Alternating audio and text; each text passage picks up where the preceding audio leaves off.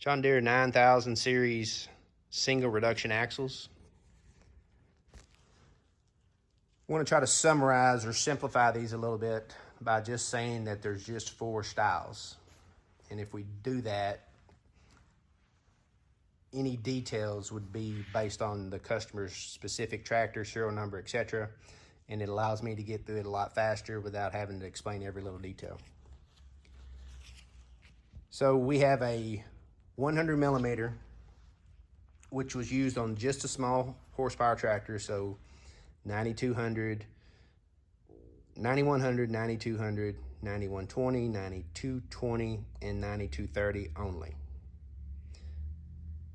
You've got a 110 standard, which was used on 9300, 9400, 9300, 9400, 9320, 9420, 9520 ag version.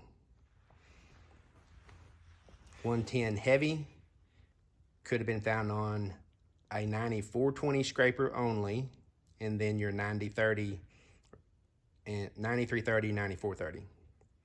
It's also used on your 9R small horsepower tractors.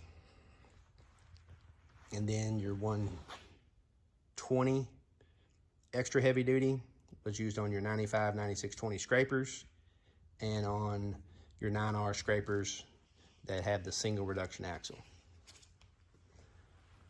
So to simplify that, if you have a 100 millimeter, this is your first upgrade to a standard 110. Your second upgrade would be a heavy duty 110, and your heaviest upgrade would be a 120 extra heavy duty. It works. The only details we got to work out would be making sure your wedges or your casting would accept the wedges.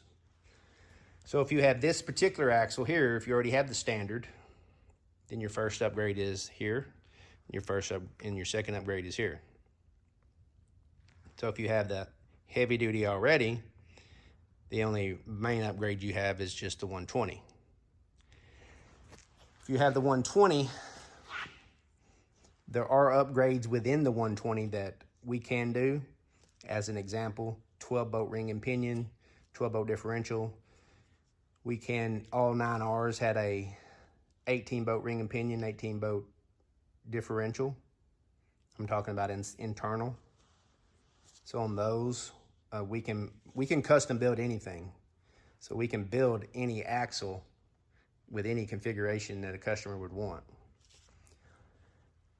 Then the next thing that we're doing is on the, you can only do it on the heavy duty and the extra heavy duty because of the amount of, just way the axle housing is made.